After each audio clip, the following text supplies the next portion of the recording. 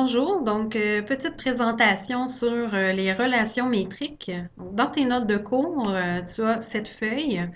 Donc on a le triangle rectangle. Important d'avoir la hauteur qui part de l'angle droit. Et comme je vous ai dit en classe, de bien identifier vos côtés. C étant ta grande hypoténuse, A et B étant tes cathètes, H ta hauteur, et ensuite on sépare C1 et C2, C1 avec le A et C2 avec le B. Ensuite de ça, il y a différents théorèmes et formules que tu peux utiliser.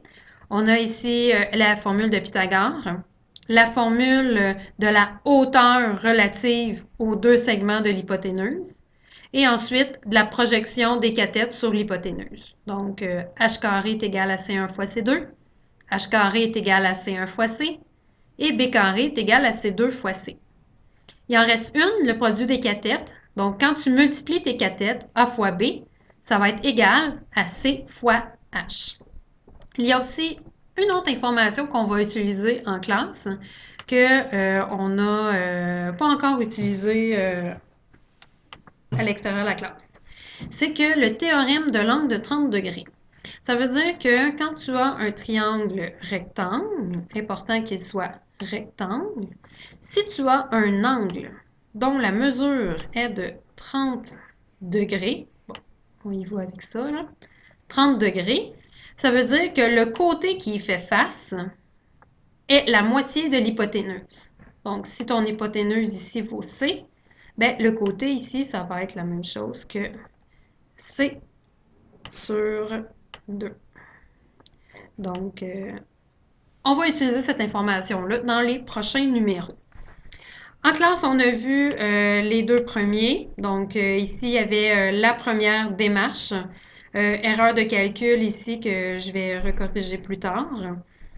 Ensuite de ça, il y avait le numéro B. Je vous disais qu'il était possible de le faire de différentes façons. Donc, ici, on voit la première façon que j'ai fait en classe. On utilise tout d'abord Pythagore pour trouver la mesure du côté B, qui nous donne 3,86.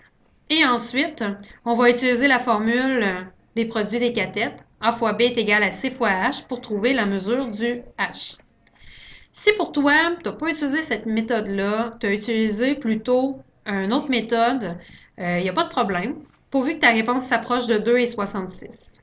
Ici, je l'ai faite avec la méthode de la projection des cathètes. Donc, j'ai utilisé la formule de A carré est égal à C1 fois C. Mon inconnu, c'est C1. Donc, je vais isoler mon C1. Une fois que je l'ai trouvé, ben, j'ai utilisé juste le petit triangle de droite, de gauche, pardon. Donc, j'ai juste utilisé le triangle qui est ici. Donc, une fois que tu as ce triangle-là, j'ai utilisé Pythagore pour trouver la hauteur. Encore là, tu aurais pu utiliser C1 fois C2 est égal à H au carré. Tu serais arrivé sensiblement aussi au même résultat. Donc ça ici, c'est vraiment pour montrer qu'il existe plusieurs façons d'arriver au même résultat. Important, dans le corrigé ou bien même en classe, vérifie si tes deux réponses, mais ta réponse est proche de la mienne. C'est se peut que tu utilises une autre méthode, mais on va y arriver. Ensuite de ça, je voulais faire les prochains exemples aussi ensemble. Donc, ici, le numéro C. Je regarde tout d'abord à identifier mes côtés. Donc, C étant ma grande hypoténuse. Ensuite, A et B, mes cathètes. Et H, ma hauteur.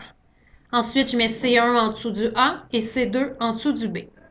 J'ai identifié mes côtés. Maintenant, je vais regarder qu'est-ce que je connais. Donc, je connais la hauteur et je connais ici l'information, mon angle de 30 degrés. Mon angle de 30 degrés, je sais que le côté qui lui fait face, c'est la moitié de l'hypoténuse. Donc, ça veut dire que je viens de trouver la mesure de mon hypoténuse. Donc, si 10, c'est la moitié, mon hypoténuse est égale à 20. Donc, je connais maintenant mon H et mon B. Je cherche la mesure de C1. Donc, je regarde un peu les informations que j'ai. C'est sûr que je pourrais utiliser ma formule H au carré est égal à C1 fois C2. Il faut donc que je trouve C2 pour être capable d'utiliser cette formule-là. Donc, première étape, on va trouver C2. C2, c'est une cathète du triangle de droite ici. Donc, si je regarde le triangle de droite, mon hypoténuse, c'est le 20, mon 10, c'est une cathète, et C2, c'est aussi une cathète. Donc, en utilisant Pythagore, je remplace et j'obtiens mon côté qui mesure 17 et 32. Une fois que mon côté est trouvé, ben, je remplace maintenant ma réponse. Donc, C2, je le remplace par 17 et 32. Donc, H au carré est égal à C1 fois C2. Je divise.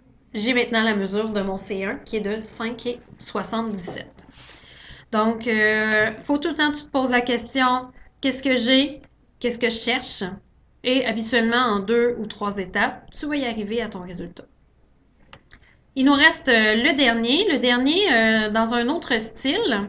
Donc, ici, on a comme deux inconnus. On a C1 qui mesure X et C2 qui mesure 2X.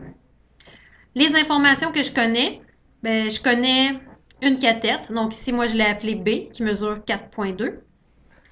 Je connais aussi, bon, C1 qui mesure X, C2 qui mesure 2X.